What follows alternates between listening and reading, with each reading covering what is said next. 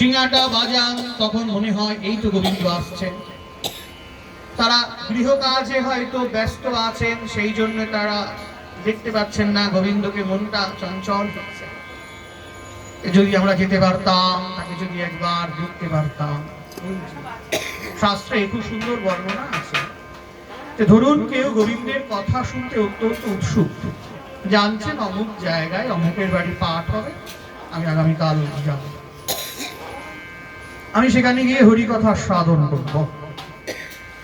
গেলেন, যাওয়া খুব ইচ্ছা, মনে মনে ভাবছেন যে আমি যাব, কিন্তু পরের দিন সকালবেলায় এত আত্মীয় স্বজন চলে আসলো, আর মরার ক্ষমতা। কিন্তু তার মনটা যে পড়ে আছে সেই ভগবত কথা শোনার দিকে। এই জায়গায় গোবিন্দ শাস্ত্রে বলেছেন, সে যদি ভগবত স্থানে নাও পৌঁছায়, তবুও ভগবত শোনার পরিপূর্ণ ফল সেই ভক্ত লাভ করবে। তিনি হচ্ছেন ভাবগ্রাহী জনার্দন। তাই ভাবগ্রাহী জনার্দন তার ভাবনার দ্বারা তিনি কৃপা করবেন। এরপরে বলেছেন শ্রী গোবিন্দের নূপুরের আকর্ষণ। নূপুর অপূর্ব সুন্দর, নূপুরের ধ্বনি। জনয়িকা ব্রজগোপিকা তার সখীকে বললেন, হে সখী, আমি যখন গোবিন্দের চরণের নূপুরের ধ্বনি শুনি, সিঙ্গিনী তাই না, নূপুরের ধ্বনি, বলে তৎক্ষণাৎ আমি তাকে দেখবার জন্য বাড়ি থেকে বেরিয়ে যাই।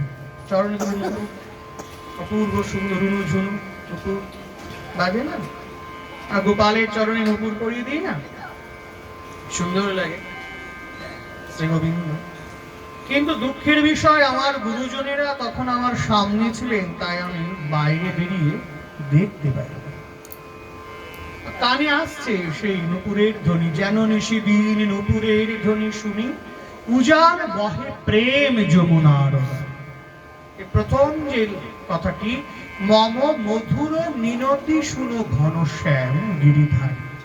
জোনপুরি রাগের দরে এটা নজরুল ইসলামের লেখা গান। মম মধুর মিনতি শুনো ঘনশ্যাম গিরিধারী কৃষ্ণ মুরারি। সেখানে উনি লিখছেন যে যেন নিশিদিন মুরলীর ধ্বনি শুনি, উজান বহে প্রেম যমুনার পারে। তিনি কখনো নূপুরের ধ্বনি শুনছেন, কখনো মুরলীর ধ্বনি শুনছেন। বলে নূপুরের ধ্বনিটা শুনেও তার মনটা ব্যাকুলিত হচ্ছেন গোবিন্দকে দেখবার জন্য।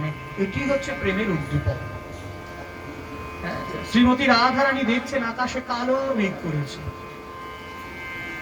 বর্ষাকাল, নবজলধর মেঘমালা গগন মণ্ডলকে ছেয়ে ফেলেছে। সে আকাশের কালো মেঘের দিকে তাকিয়ে রাধারানীর মনে পড়ে যায় শ্রী গোবিন্দের কথা। সদাই ভেয়ানে চাহে মেঘপানে, না চলে নয়ন তারা, বিরতি আহারে রাঙা বাস করে, যে মতো যোগিনী পাড়া।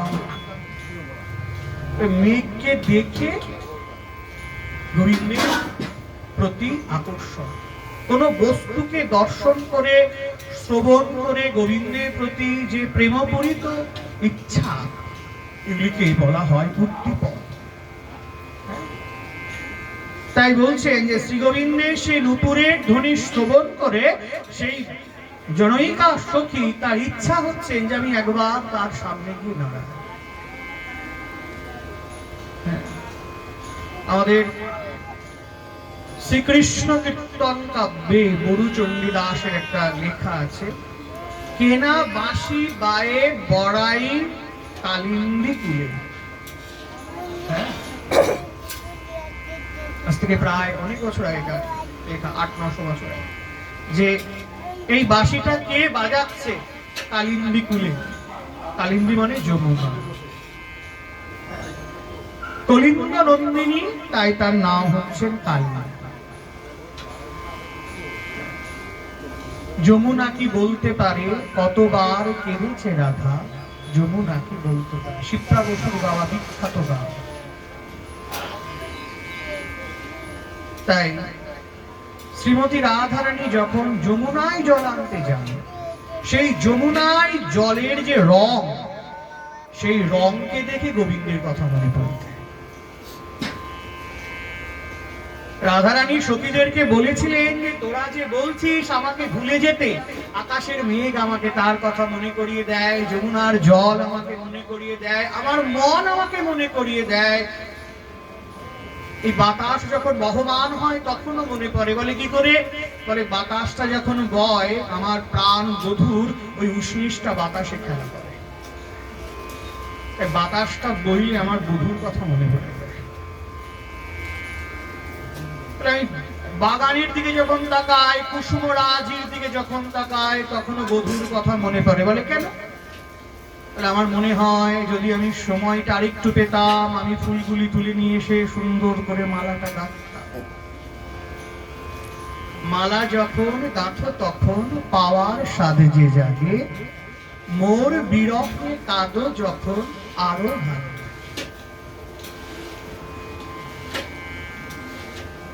পেয়ে তোমায় যদি হারায়, দূরে দূরে থাকি কোথায়, ফুল ফোটায় যাইব চলে চঞ্চল বুলবুল।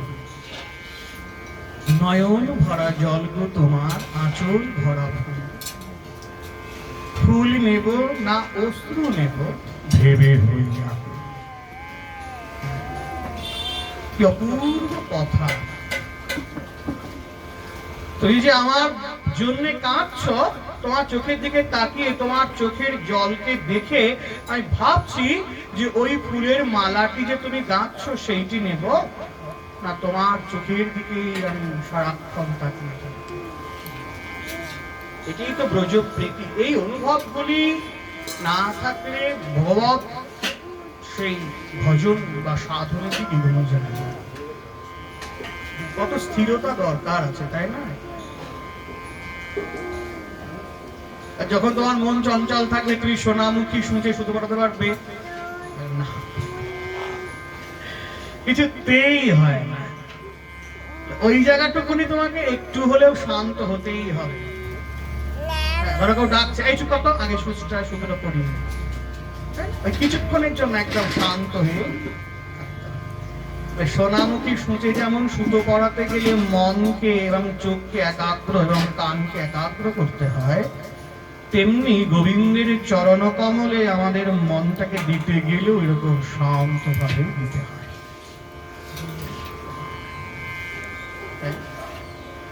সাধু ফ্ল্যাটে থাকতে পারে না কলকাতায়? তুমি কি ভাবছো তোমার থেকে কয়েকশো কোটি গুণ টাকা সাধু দেবে? সত্যি সাধুর দরকার নেই। বিনোদ বাবা গুরুদেব বলছিলেন, বিনোদ বাবা বলছেন যে একটা মন্দির তৈরি করবো, চাই না, সবাই জোর করছে। গুরুদেব জিজ্ঞাসা করছেন যে কাকু কত টাকা খরচ? বলে 100 কোটি। নর্মাল বলি 100। চাইলে 1000 কোটি টাকা 1 ঘন্টায় চলে আসে, সে ক্ষমতা আছে। চাচ্ছে না, তাতেই নর্মাল 100 কোটি চলে আসে। বুঝলে? এই ইচ্ছাগুলো থাকতে পারে না?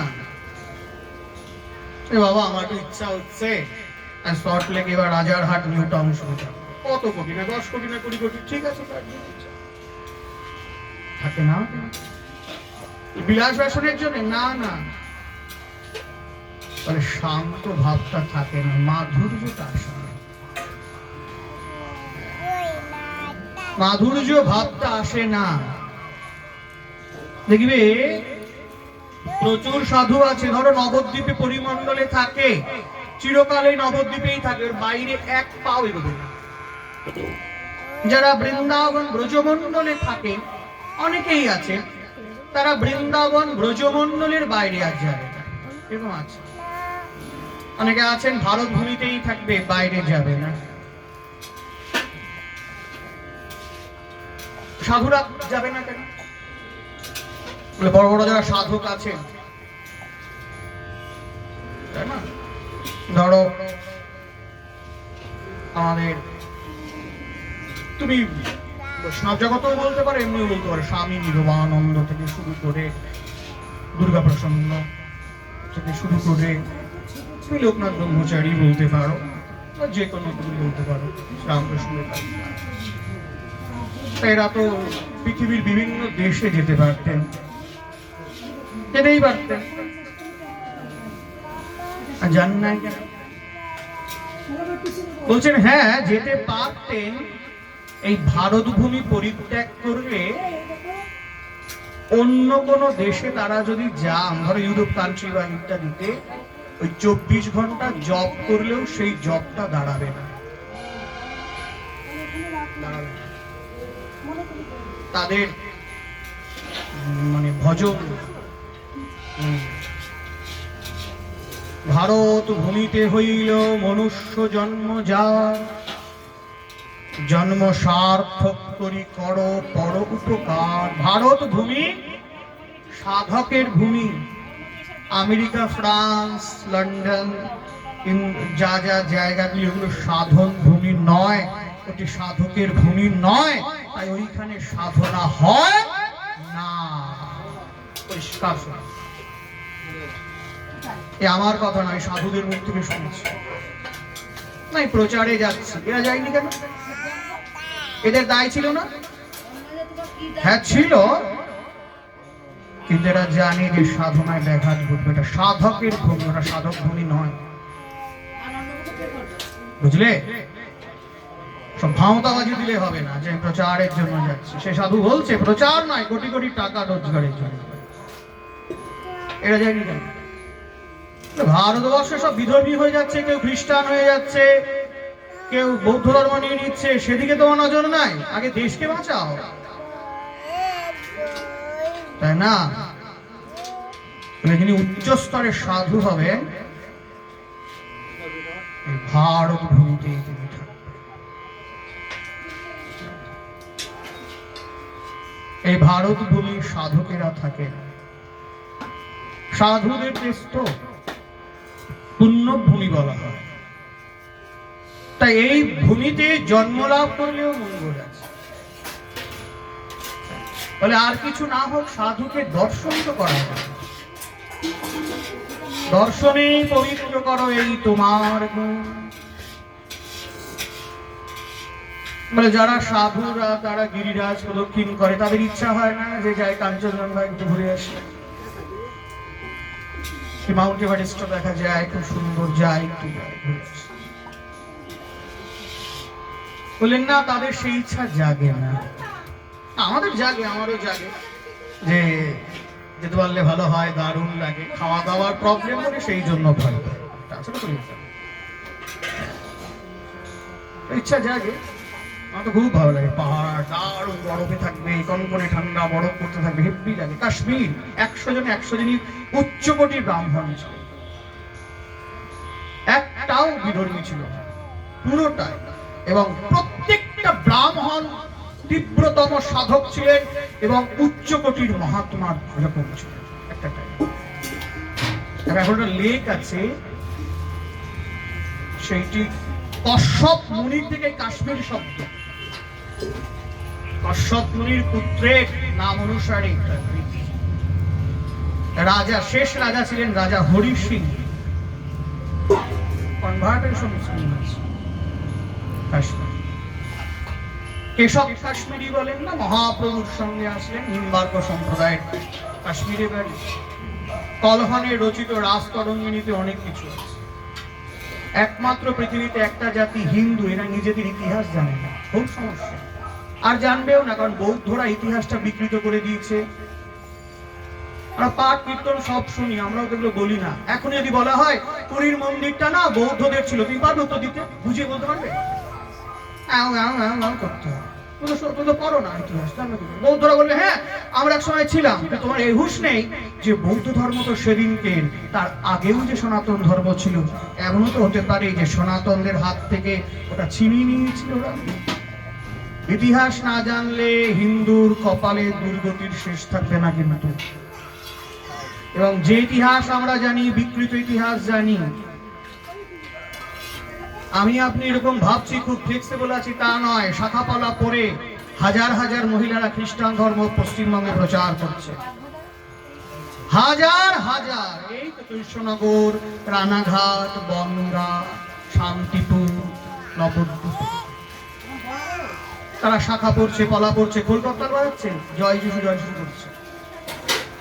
এক ছাদের পরে 50-60টা মহিলাকে নিয়ে যে আসছে সেও শাখা পলা পড়া মহিলা।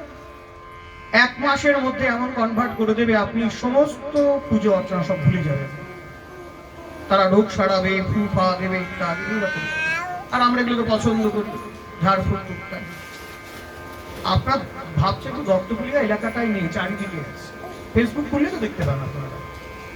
এটা আমাদের অজ্ঞতা, এটা আমাদের অজ্ঞতা, তাই না? বলে যিশুর বইটা পড়ো। বেটা জীবনে কখনো গীতা পড়ে দেখিনি, কেমন আছে রামায়ণ মহাভারত পড়ে। যিশুর বই পড়লে যদি সবকিছু হয়ে যাবে, রোগ কমে যাবে, তাহলে ইউরোপ কান্ট্রিতে অত কোটি কোটি টাকা খরচ করে হসপিটাল তো তৈরি হয়েছে কেন? প্রশ্ন। আমাদের অবহেলার কারণে আমরা নিজেরাই হারিয়ে যাচ্ছি। আমাদের চর্চা নাই, চর্চাটা সবচাইতে বড় বিষয়। যার জন্য তো চৈতন্য মহাপ্রভু শ্রবণ এবং কীর্তনের পরে বিশেষ জোর দিয়েছেন, তো এই কারণেই শুনতে শুনতে তোমার মনটা দেখবে আনন্দে ভরে যাবে, তুমি অনেক কিছু বুঝতে পারবে ভগবত কথার সার। এরপরে বলছেন শ্রীকৃষ্ণের শঙ্খ। এটা আমরা সবাই জানি, তাই না? গোবিন্দের শঙ্খের নাম কি? পাঞ্চুজন্য। হে পার্থ সারথি, বাজাও বাজাও পাঞ্চুজন্য শঙ্খ। নজরুল লিখছেন, রাগটির নাম শিবরঞ্জনী রাগ।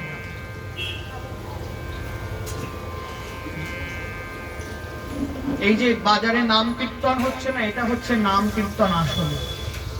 রাগ, রাগিনী, একদম সংস্কৃত শ্লোক বলা আছে, শাস্ত্রে ভগবান বলেছেন এইভাবে ডাকলে তিনি খুশি হন।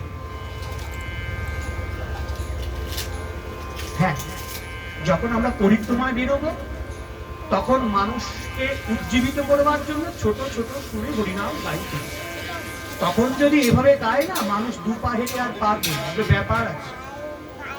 আপনি বুঝতেই পারবেন না আপনাকে 2 ঘন্টা হাঁটিয়ে নেওয়া যাবে যদি তালটা খুব দ্রুত চলে। আপনার মাথাতেই আসবে না আপনি কত কিলোমিটার হাঁটছেন এবং আপনার শরীরে ব্যথা আছে কি, আপনি বুঝতে পারবেন না, কারণ আপনার ব্রেন, মস্তিষ্ক সেইখানটায় থাকবে না। একজন মাতাল এসে মাতলামি করছে, ধরুন আপনি গানটা ত্রিতালে গিয়ে দেন, ধরুন স্টেজে অন স্টেজ গান হচ্ছে, রাত 12টা বাজে, মাতালরা সব নাচ করছে, আপনি ত্রিতালে গানটা গিয়ে দেন, 10-12টা গান, ওর মাতলামি কমে যাবে। আর রিদিমটা না থাকলেও পারবে না মাতলামি, এটা ব্যাপার। বুঝলে? এই যে আমরা তালগুলো বাজাই, আমাদের প্রাণ কটা? একটা। আর প্রত্যেকটা তালের 10টা করে প্রাণ আছে। এখন তো তবলাই ছুঁড়ে বাঁধা হয় না, কে বিতে গেল, কে সিতে, কে ডি থেকে এপে তবলা ক্যান ক্যান ক্যান ক্যান করে বাজছে। এটা পাপের কাজ। নাদ, ব্রহ্ম, সুর। ছেলে মেয়ে প্রথম দেখাশোনা হতে গিয়ে যদি তাল কেটে যায়, তাহলে কি আর বিয়ে হয় না? তো প্রথম যে স্কেলে গাবে সেই স্কেলেই তো তবলা মেলে নাই, তো গান আর কি হবে? ওটা অপরাধ।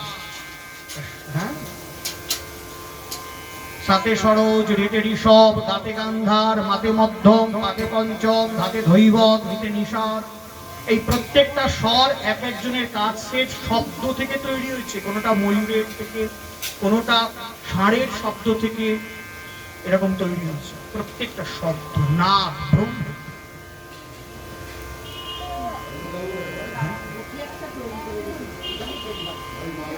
শব্দের ক্ষমতা নাই।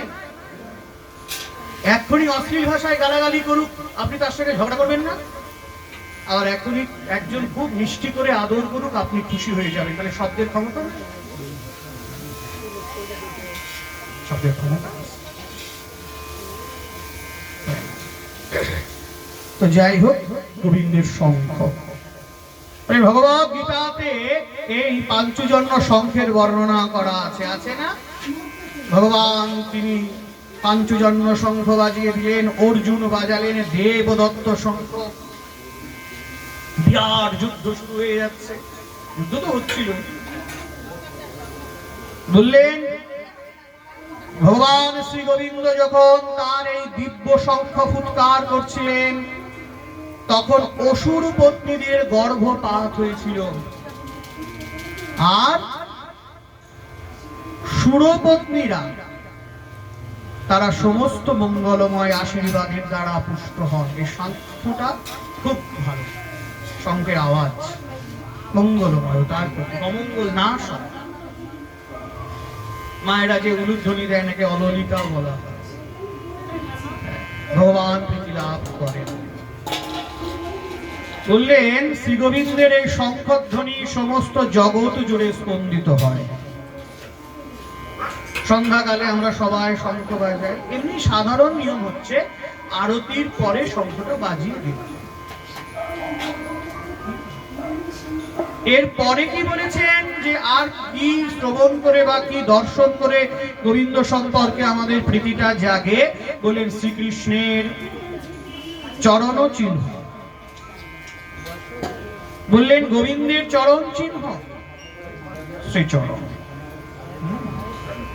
বলছেন শ্রীমদ্ ভাগবতে বর্ণনা করা আছেন, অক্রূর যখন কৃষ্ণকে বৃন্দাবন থেকে মথুরায় নিয়ে যাওয়ার জন্য আসেন, তখন বৃন্দাবনের সর্বত্র তিনি গোবিন্দের চরণ চিহ্নকে দর্শন করছেন। অক্রূরের গজগমন, আমার শ্রী গুরুদেবের এই পাঠগুলি যারা শ্রবণ করেছেন তারা জানেন, বাপরে অক্রূর ব্রজে গমন করছে। উনি বলছেন সুখদেব গোস্বামী পাদের ইচ্ছা নয় যে তিনি বলবেন অক্রূর ব্রজে গমন করছেন। কেন নয়? তিনি তো ভাগবত প্রবক্তা, তিনি তো ভাগবত বলছেন। রাজা পরীক্ষিত সহ আরো কত কত সব ভক্তরা রয়েছেন। বলছেন সুখদেব গোস্বামী পাদ জানেন অক্রূরকে ব্রজে পাঠানো মানে চিরকাল তাদের কান গোবিন্দ বৃন্দাবন থেকে চলে সেই মধুময় বৃন্দাবন ধামে অক্রূরকে ব্রজে পাঠাচ্ছেন। এইটা যে বলতে হবে, সুখদেব গোস্বামী পাদকে বলতেই হবে। তিনি দ্বিধাগ্রস্ত হয়ে পড়েছিলেন, ব্রহ্মবিদ হয়ে।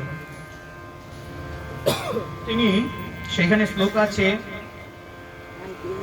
যে আনন্দম গোকুলে, তাহলে গোকুল তো আনন্দময় হবেই। রসগোল্লা মিষ্টি এটা সবাই জানে। কোন দোকানদার কি লিখে দেখেছেন যে এইখানে মিষ্টি রসগোল্লা পাওয়া যায়? লেখা থাকবে কেন? রসগোল্লার বৈশিষ্ট্যই মিষ্টত্ব, কাজে ওখানে লেখা থাকবে না যে এখানে মিষ্টি রসগোল্লা পাওয়া যায়। তা গোকুলে সাক্ষাৎ শ্রী গোবিন্দ আছেন, সেটা তো প্রেমময় আনন্দময় হবেই।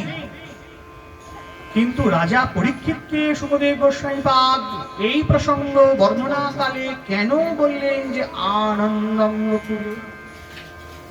তিনি বোঝালেন এই গোকুলের আনন্দটা আর থাকবে। অক্রূরের ব্রজগমনে গোবিন্দের মথুরাভিমুখে যাত্রার সূচনা হয়ে যাবে। ব্রজবধূগণ, ব্রজগোপিকাগণ, তার মা, তার বাবা সবাই গোবিন্দকে হারিয়ে ফেলবে। এই দুঃখটি শুধুমাত্র সেই সময় তাদের আছেন তা নয়, ভক্তদেরও আছেন, সুখদেব গোস্বামী পাদেরও আছেন। তো যাই হোক, তিনি সর্বত্র শ্রী গোবিন্দের পদচিহ্ন দর্শন করছেন। ব্রজগোপিকার একটা শ্লোক আছে, প্রণয়াত কামদঙ্গ পদমজা উরুচিত চরণম ধরণী মণ্ডনং ধিয় মা পদে চরণ পঙ্কজং সন্ত মঞ্চতে লভনম শ্রী গোবিন্দ। তাই বলছে যে তোমার ওই চরণ পঙ্কজে যে একবার প্রণাম করে তার জীবনের আশঙ্কা ভয় দূরে চলে যায়। কি আশঙ্কা দূরে চলে যায়, কি ভয় দূরে চলে যায়? জিজ্ঞাসা আছে তো। সন্ত মঞ্চতে লভনম শ্রিয়ম, বলে আমাদের আশঙ্কা হয় বারবার ফিরতে হবে কিনা, আবার কোন জীবন প্রাপ্ত হয়ে যাব। বলেন আমাদের এই দুঃখগুলি থাকে না কতক্ষণ? বলে যখন আমরা গোবিন্দের পাদ পঙ্কজকে দর্শন করি। গোবিন্দের চরণে দুটি চরণ মিলিয়ে 19টি পদচিহ্ন থাকে। কেন আমরা গোবিন্দের চরণকে প্রণাম করি? বারবার আমরা চরণকে নির্দেশ বলি না?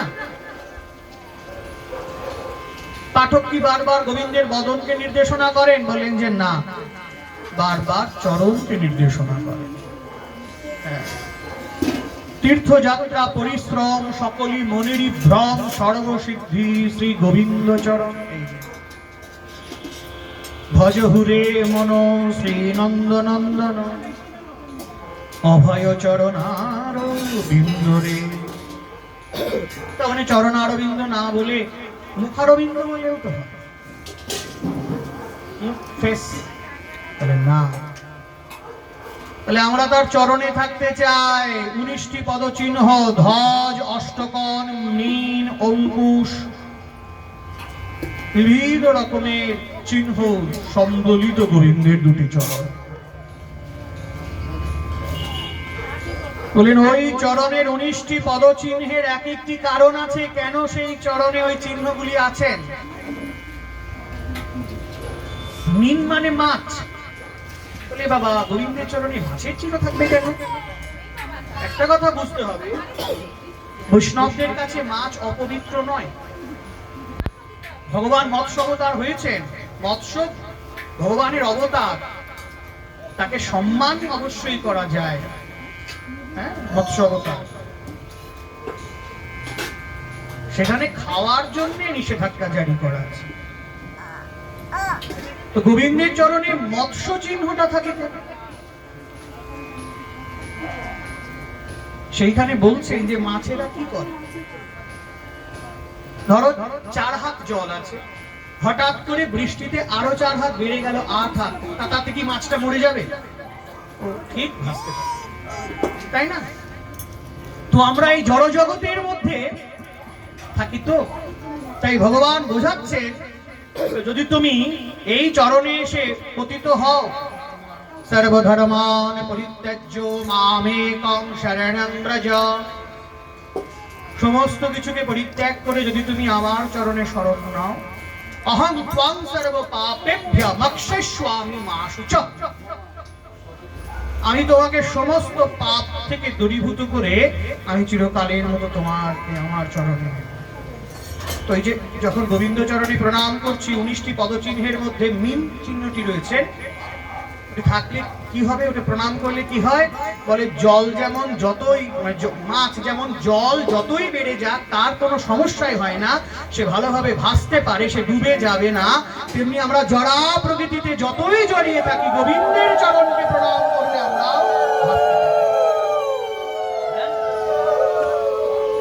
প্রতিদিন গোবিন্দ চরণে প্রণাম করবে। যার গোপাল আছে গোপালে প্রণাম করবে, যার শ্রী বিগ্রহ আছে শ্রী বিগ্রহকে প্রণাম করতে পারো, যার শ্রী বিগ্রহ নাই চিত্রপট প্রণাম করবে। কখনো মাথায় আনবে না যে আমার চিত্রপট আছে ভগবান কৃপা করবে না, তুমি কিন্তু মহা অপরাধ। শাস্ত্রে নির্দেশ আছে, মৃত্তিকা দ্বারা তৈরি বিগ্রহ, কাষ্ঠ দ্বারা তৈরি চিত্রপট, ফাইবারের বিগ্রহ সেবা করা ফালতু, করবে না। চীনামাটি করবে না, সিমেন্টের করবে না, পিতলের করবে, কারণ ওইগুলো অশাস্ত্রীয়। তুমি করলেই কি না করলেই কিন্তু পুতুলের ওতে ভগবান বিরাজ করে, মাথায় রাখবে। তোর ক্ষমতা নেই, তুমি চিত্রপট রেখেছো সুন্দর, শ্রী রাধা শ্যাম সুন্দর, চৈতন্য মহাপ্রভু আছে, অসুবিধা নাই, করতে পারবে। তাই গোবিন্দের চরণ চিহ্ন বলছেন, যেখানে যেখানে তার চরণ পড়েছেন, তার চরণ চিহ্ন আছেন, সেইটি হচ্ছে স্থানের মধ্যে উত্তম স্থান। চরণ আছে, আর গয়াতে যায় না, গয়াতে গোবিন্দের চরণ রয়েছেন গয়াসনের উপরে। এছাড়া বৃন্দাবনে তো অনেক জায়গায় গোবিন্দের চরণ চিহ্ন দেখতে পাওয়া যায়। সচিনন্দন গৌর হরির চরণ চিহ্ন আছেন, শ্রীমান মহাপ্রভুর চরণ চিহ্ন শ্রীক্ষেত্র পরিধাম এই মন্দিরে আছে। তাই বলছে যখন তিনি বৃন্দাবনের সর্বত্র শ্রীকৃষ্ণের চরণ চিহ্ন দর্শন করছেন, বলেন তার ফলে শ্রীকৃষ্ণের প্রতি তার প্রেম এত বর্ধিত হয়েছে, তার শরীর রোমাঞ্চিত হচ্ছিল এবং নয়ন যুগল অশ্রুধারায় প্লাবিত হয়ে যাচ্ছিল। আনন্দের আতিশয্যে তিনি রথ থেকে মাটিতে লুটিয়ে পড়েন এবং বলতে থাকেন, কি অপূর্ব। লুটিয়ে পড়েছিলেন। মহামতি অক্রূর, কংসের এত অত্যাচার হচ্ছে, এত খারাপ খারাপ সিদ্ধান্ত কংস নিচ্ছেন, এত কিছু সত্ত্বেও অক্রূর পড়েছিলেন কেন না? তিনি আশা রেখেছিলেন নিশ্চয়ই গোবিন্দের দর্শন তার হবে। তাই একাদশীর দিনে, হরিবাসর দিনে এই কংস মহারাজ অক্রূরজিকে বললেন, তোমার সঙ্গে একটা কথা আছে। বলে, হ্যাঁ বলে। বলে, তোমাকে ব্রজে যেতে হবে। আমি বললে আসবে না, গিয়ে নিমন্ত্রণ করবে। বলে, মামা বাড়িতে অনুষ্ঠান। কিসের? বড় সব অনুষ্ঠান হয়েছে, ধনুক ভাঙতে হবে ইত্যাদি অনেক কিছু, তুমি গিয়ে নিমন্ত্রণ করবে। হ্যাঁ, কি খুশি অক্রূর। কেন? বলি না, আমি এই দিনটির জন্য আমি এত অত্যাচার উপেক্ষা করেও আমি রয়ে গেছি। মনে মনে তিনি খুশি হয়ে গেলেন যে হ্যাঁ, আমি অবশ্যই যাব। তিনি ভগবানকে মনে মনে ডাকছেন যে আজকে আমি সারা রাত জাগবো, হরিবাসর একাদশীর দিন। এই সারা রাতে যদি কোনো দৈববাণী না হয়, আমি বুঝবো তোমার ইচ্ছা, তোমার সেই প্রেমময় ধামে আমি যাই। তাই গিয়েছিলেন। হ্যাঁ, তো যখন যাচ্ছেন তিনি চারিদিকে ওই চরণ চিহ্ন দেখছেন আর আপ্লুত হয়ে পড়ছেন, লুটিয়ে পড়েছিলেন। এবং যখন উদ্ধবজিও ফিরে চলে আসছেন ব্রজভূমি থেকে, সেই উদ্ধবজিও তিনি প্রণাম করছেন সেই ব্রজভূমিকে। বন্দে নন্দ ব্রজৈ শ্রীনান পাদরেণোমভিঘ্নশ ইয়াসাং হরি কথদো গীতং পুনাতি ভুবন ত্রয়ম। প্রণাম। তাই শ্রী গোবিন্দের এই যে চরণ চিহ্ন, বলেন যশনে জীবের মঙ্গল হয়ে যায়, অমঙ্গল নাশ হয়, প্রীতি সঞ্চার হয়, পূর্ব জীবনের পাপ ক্ষয় হয়ে যায়। আর এই চরণ চিহ্ন যখনই দেখা যায়, ব্রজগোপীরা যখন যান জল আনতে বা কোনো কাজে, দেখছেন গোবিন্দের চরণ চিহ্ন ধরিত্রীর বুকে রয়েছে, মৃত্তিকার উপরে। তো দেখেই বোঝা যাবে 19টি পদ চিহ্ন, না বোঝার কিছু নাই। তা দেখেই সখীদের মনে পড়ে যে নিশ্চয়ই সেখানে কিছুক্ষণ আগে এসেছে। সে কি আসে এই পৃথিবীতে, গাহি রাধা নাম বাঁশরীতে। সখী সেহরি কেমন বল, নাম শুনে যার এত প্রেম জাগে, চোখে আসে এত জল। সখী সেহরি কেমন। সখী শুনেছি সে নাকি কালো, তবে জ্বালায় কি করে এত আলো। তাই সেই চরণ চিহ্নকে দর্শন করে প্রীতিময় পুরুষ, প্রেমময় পুরুষোত্তম শ্রী গোবিন্দকে মনে পড়ে যায়। এটি প্রেমের।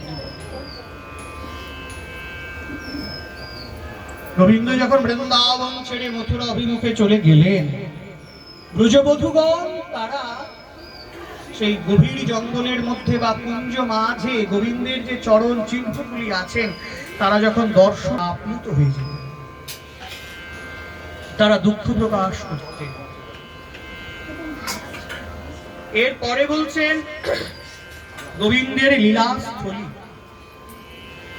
বলছেন এক ভক্ত বিস্ময়ে আবিষ্ট হয়ে বলছেন যে হায়, যে সমস্ত স্থানে শ্রীকৃষ্ণ তার লীলা বিলাস করেছেন, সেই স্থানগুলি আমি এখনো দর্শন করতে পারলাম না। যদি সেই স্থান আমি দর্শন করতে পারতাম আমার মনটা আনন্দে ভরে যেত।